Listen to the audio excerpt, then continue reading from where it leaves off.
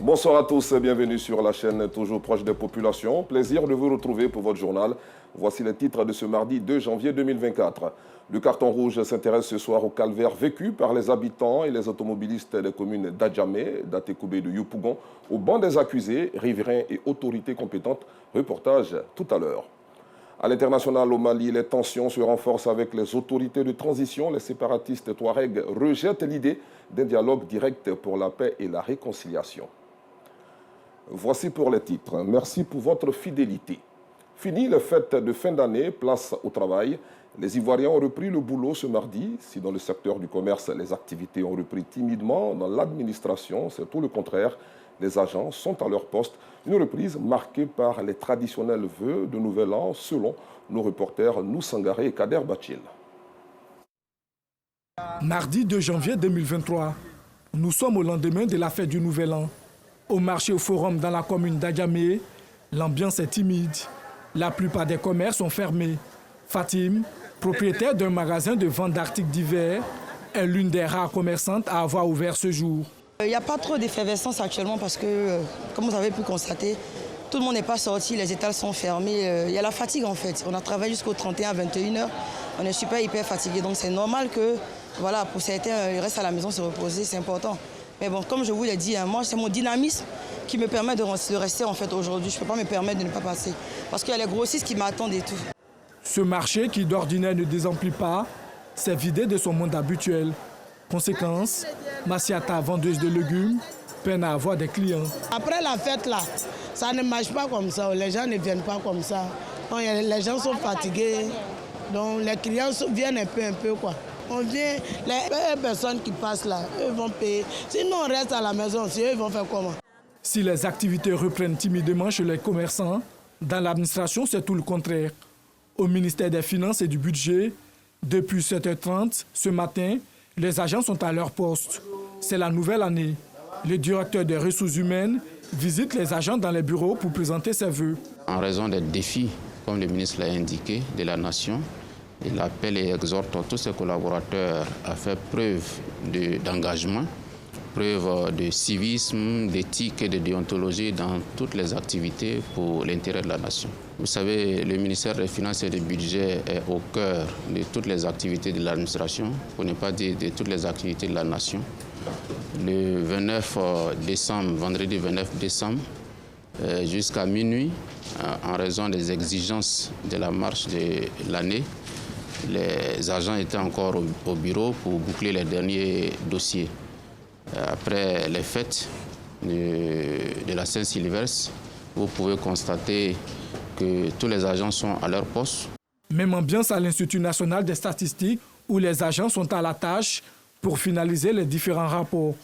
Le directeur général de l'institution, quant à lui, reçoit les premiers parapheurs de l'année. C'est le premier parafeuille de l'année 2024 qui concerne un peu toutes les dépenses que nous avions engrangées durant l'année 2023, sur lesquelles j'étais en train de faire signer et donner mon avis sur tous ces dossiers-là.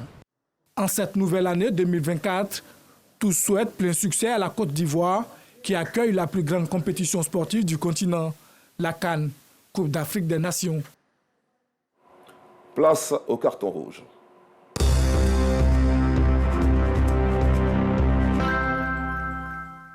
C'est la fin de semaine que les habitants d'Adjamé, 220 logements, ont le sommeil troublé à cause d'un gros trou. Malgré les actions entreprises par les riverains, la mairie n'a pas encore réagi. Même son de cloche à Yopougon et à Tekoubé sur l'axe Koweït-Abobodoumé, où les automobilistes circulent sur un tronçon rempli de nids de poules et d'eau usée à cause des riverains qui versent leurs eaux de toilette et de ménage sur la route. Et les autorités des dites communes restent silencieuses face à cette situation qui suscite la colère de la rédaction de RTI2.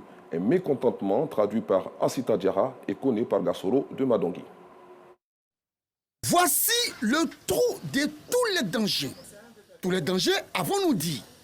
Ce gros nid de poules en plein milieu de la route, constaté suite aux travaux de construction de la voirie d'une entreprise de la place, est situé dans la commune d'Adjamé, précisément dans le chic et beau quartier de 220 logements.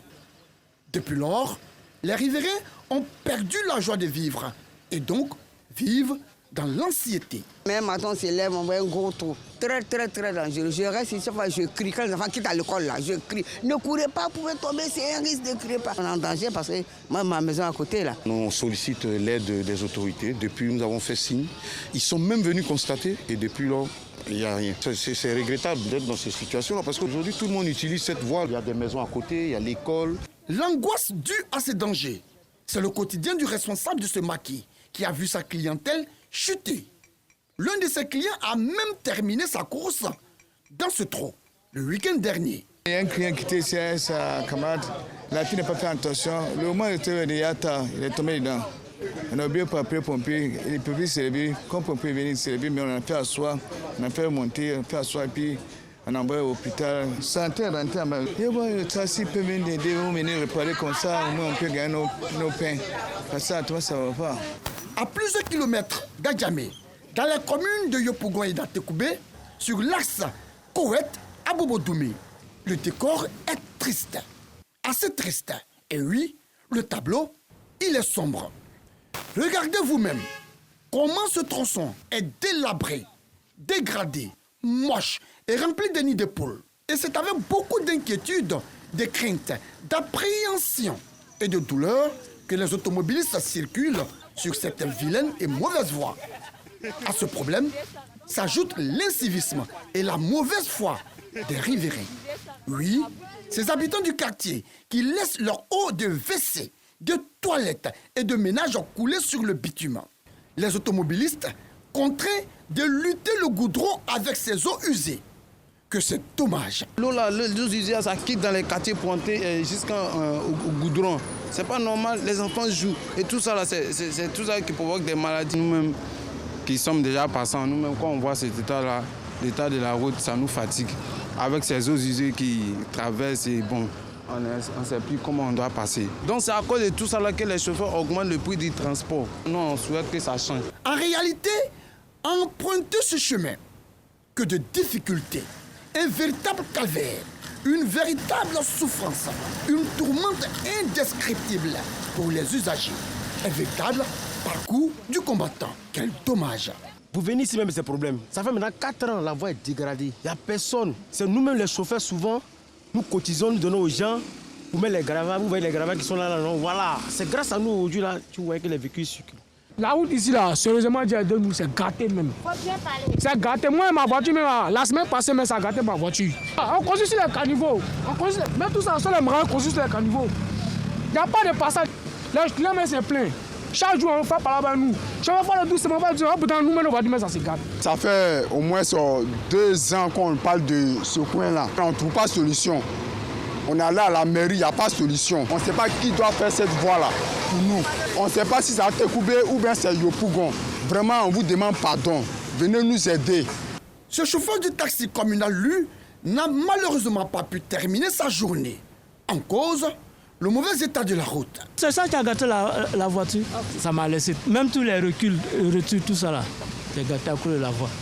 Donc on paye mairie, Yopougon, mairie à Atekoubé. Chaque mois, on s'en va au garage. Les chauffeurs les plus courageux qui décident d'emprunter ce tronçon le font au prix d'un sacrifice. On va augmenter le tronçon parce que la voie n'est pas praticable. Dans ce décor insalubre, dans ces odeurs nauséabondes et fétides, un kiosque à café. Ici, les clients prennent leur repas avec appétit, avec quiétude et sérénité. Ils ne se soucient même pas des dangers qui les guettent. En fait, ils ont fini par s'y habituer, avons-nous compris. Le chose est là avant ça. Vous voyez, donc on est habitué au coin, on vit avec. Donc moi, je viens de prendre un petit café de suite. Ça empêche certains clients de venir. Mais comme nous, on est habitué au coin, donc on est obligé de prendre le café avec. Vu l'indiscipline et l'incivisme des riverains qui laissent l'eau usée de leurs toilettes dégradée et abîmer le bitume, un gros carton rouge leur est attribué. Carton rouge également aux autorités municipales de la commune d'Adjamé pour leur silence face à ces gros ravins au quartier 220 logements qui menacent la vie des riverains. Enfin, carton rouge aux autorités municipales des communes de Yopougon et d'Atekoubé qui ont décidé de regarder l'axe Kowet-Abobodoumé se dégrader sans dire mot. Face à ces dangers qui perturbe considérablement la quiétude des automobilistes des communes d'Adjamé, d'Atekoubé et de Yopougon, vivement qu'une solution soit trouvée pour le bonheur. Vivement que l'état des routes des communes citées à l'instant retienne l'attention des autorités compétentes pour sortir les usagers et automobilistes de ce calvaire qui n'a que trop duré. Un autre constat à présent, ce deuxième jour de l'an, jour ouvrable, les rues de Cocody sont presque vides. Les véhicules de transport en commun attendent désespérément des clients. Une atmosphère morose décrite par Théodore Zouzou, Clément Boko et Gilles Tonien. Il est 17h moins le quart au boulevard Latry, dans la commune de Cocody. Une circulation très fluide. Du côté de la cité Bade, c'est un alignement de bus qui attend patiemment d'éventuels clients. Une clientèle très rare en ce deuxième jour de l'an. Habituellement, il y a l'affluence. Souvent, même, on attend des heures et des heures avant d'avoir le bus pour rentrer chez nous. Et aujourd'hui, ce n'est pas le cas. C'est les bus qui nous attendent aujourd'hui. Un peu plus loin de là, sur la même voie, au carrefour La Vie, une gare de taxis communaux. À côté, des personnes attendent. On attend le bus pour aller à Angers, Nouveau Chu. Ça fait plus de 30 minutes et ça a quand même duré aujourd'hui. On ne peut pas lancer tous les bus ensemble aussi. C'est l'homme qui travaille, donc il doit aussi se reposer. Il doit aussi se reposer. Du côté de la gare, les véhicules font la queue depuis des heures. Les conducteurs, eux, sont obligés de changer de technique pour avoir des clients. Les gens ne sont pas sortis aujourd'hui. Ils ont pris aujourd'hui, même quand ils regardent aujourd'hui, là, ils ont pris aujourd'hui comme férié. Pendant normalement, c'est le lundi qui était le férié. Aujourd'hui, les gars devaient sortir, les gens ne sont pas sortis aujourd'hui. Actuellement, ça ne va pas. On attend bien sûr les clients, mais les clients ne viennent pas. Habituellement, à cette heure-là, on peut avoir les roros ici. Mais aujourd'hui, là, les roros sont garés même. Nous-mêmes, on sort pour aller chez les clients et puis revenir. Les rues sont presque vides. Direction l'autoroute du Nord pour accéder à la commune de Yopougon. Même décor sur cette route toujours engorgée avant les fêtes de fin d'année. Les véhicules roulent à vive allure. Au deuxième pont, c'est un décor surprenant. Pas d'embouteillage. Le ralentissement est engendré par les feux tricolores au rond-point de Siporex. Les mini-cars de transport en commun sur le trottoir connaissent le même sort que celui des chauffeurs de taxi à Cocody. Ces mini-cars sont vides. Aujourd'hui, ça ne marche pas. On a là, c'est qu'on débrouille un peu bien, mais il n'y a pas de clients. Ils ne sont pas encore sortis. Peut-être qu'ils sont là fêtés, bon, je ne sais pas. Pour les chauffeurs, il faut patienter longtemps pour charger. Ça fait presque 30 minutes sous garé. Comme ça fait partie du travail, quand moi, les gars comme ça, il descend, et l'apprenti, puis il charge avec lui. Voilà, moi, il descend sur le direction, puis il commence à aider l'apprenti, on charge le bras, puis on s'en va. Nous sommes dans ce baka il y a pratiquement 30 minutes. C'est lent, c'est lent. Et on est impatient. Et avec tous ces mouvements-là, bon, quand c'est pas pressé, vous voyez que chacun a son programme, ça n'arrange personne. En sort des fêtes, c'est un peu dur. Et puis, d'autres préfèrent marcher que d'emprunter. Donc, c'est lent. Connaissant un peu les réalités du terrain les jours suivant la fête du Nouvel An, d'autres transporteurs n'ont pas daigné sortir. Même les responsables du syndicat des transporteurs à Yopougon-Siporex n'ont pas repris le travail. Intéressons-nous à présent à cette tradition qui a traversé les âges. À l'occasion du Nouvel An, les populations issues de toutes les couches sociales et professionnelles et vivant en Côte d'Ivoire ont présenté leurs vœux au micro de Maïssa Kogueï. L'année 2023 attire sa révérence et laisse la place à 2024. Une année en laquelle les populations ivoiriennes placent beaucoup d'espoir. Leurs vœux sont multiples. Bonne heureuse année et que cette année de 2024 soit une année de prospérité, de joie et de réussite. Et je vous souhaite bonne année à tous, que la coupe reste en Côte d'Ivoire. Année de paix, prospérité et de santé. Meilleurs vœux à la nation, à la Côte d'Ivoire. Nous souhaitons que la CAN, nous réussissons en Côte d'Ivoire. Nous voulons la paix, la santé. Que Dieu ait la même mise sur les Ivoiriens. À l'équipe nationale de Côte d'Ivoire, c'est des vœux de réussite et des vœux de victoire pour la CAN qui s'organise ici chez nous, en Côte d'Ivoire. Pour nos parents, vœux de santé, prospérité et longévité.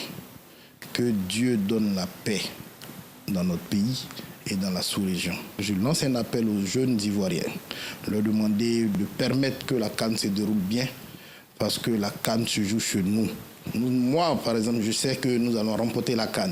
On souhaite que l'année 2024 apporte succès, prospérité dans tous les domaines de nos vies. Pour l'année 2024, on souhaite d'abord la santé, longévité. Nous souhaitons bonne année à tout le monde. Que Dieu mette sa grâce sur la Côte d'Ivoire. Paix, santé, longévité et surtout sécurité, afin de créer un climat propice au développement, propice au travail. Le président crée des emplois tous les jours. Nous devons être des acteurs de renforcement de ceci. Et nous appelons à l'Ivoirien nouveau, changement de mentalité. Toute la population doit être dans une belle dynamique d'union, d'amour, pour que la Côte d'Ivoire devienne ce que le président souhaite pour nous, un pays émergent. Mes meilleurs vœux à toute la nation ivoirienne, longévité, santé, prospérité, enfin tout ce qui est bon. Vraiment, que cette année qui va commencer soit vraiment une bonne année pour tout le monde. Rien ne peut marcher s'il n'y a pas de paix. Et donc je souhaite une année de paix à tout le monde, à toute la Côte d'Ivoire, pour que le développement amorcé puisse donc aboutir. La CAN, je pense que c'est pour la deuxième fois. Aujourd'hui, c'est une nouvelle CAN. Mon souhait, c'est que pour essuyer les larmes des Ivoiriens, que cette coupe reste en Côte d'Ivoire. J'espère que la nouvelle année apporte une sécurité garantie à tous et que jusqu'à ce qu'on revienne en bonne santé, mes vœux les meilleurs. Que cette année 2024 soit une année prospère pour nos États, une année de cohérence, de paix, d'entente entre les peuples et une année de beaucoup de bonheur. Les populations tentent de tirer le meilleur et donner vie à toutes leurs résolutions au cours de l'année 2024. La présentation des vœux du Nouvel An, une tradition perpétuelle, on y croit ou pas, mais on la respecte malgré tout. Un exercice de positivité qui peut aller jusqu'à fin janvier. Retrouvons Ansita Diarra qui, cette fois, nous plonge dans l'ambiance festive du Nouvel An. Les habitants de Yopougon ont célébré de fort belle manière le passage à la nouvelle année. Comme de coutume, les endroits les plus chauds de la commune étaient pris d'assaut par les amoureux de la fête.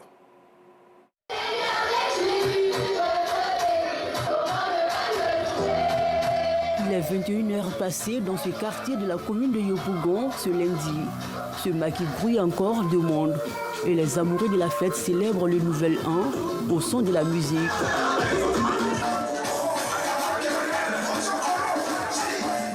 Avec mes frères du quartier, ma famille, l'année 2024 nous a permis de nous réunir, que Dieu même ait la main dans notre pays. Voilà, qui nous épargne des mauvaises choses. Un peu plus loin, toujours dans la même commune, les jeunes du nouveau quartier accueillent l'année 2024 par un bal poussière.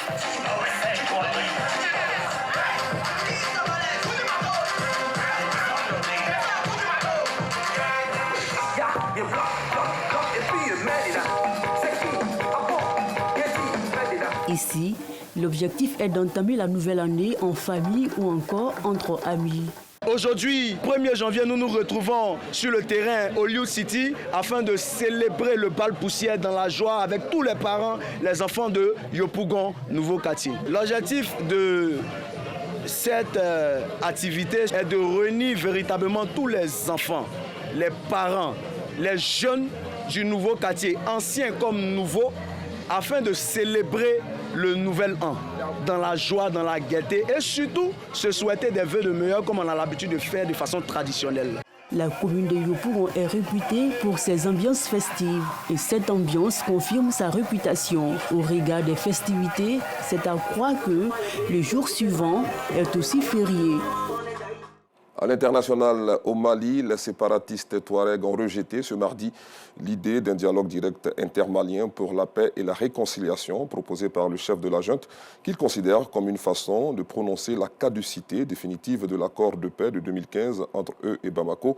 Lors de ses vœux du Nouvel An dimanche dernier, le colonel Assimi Goïta a annoncé la mise en place d'un dialogue direct pour la paix et la réconciliation afin d'éliminer les racines des conflits communautaires et intercommunautaires et pour privilégier l'appropriation nationale du processus de paix. Toujours sur le continent, la Somalie va défendre son territoire par tous les moyens légaux, a rappelé son ambassadeur en Éthiopie au lendemain de l'annonce d'un accord entre l'Éthiopie et le Somaliland, permettant à celle-ci d'avoir un accès à la mer via un port situé sur le territoire de cette région séparatiste de Somalie. Mogadiscio a qualifié l'accord surprise de lundi qui donne à l'Éthiopie enclavée un accès à la mer Rouge de violation flagrante de sa souveraineté. Point final, merci d'avoir suivi cette édition que vous pourrez revoir sur les canaux digitaux du groupe RTI. Bonne soirée sur RTI 2.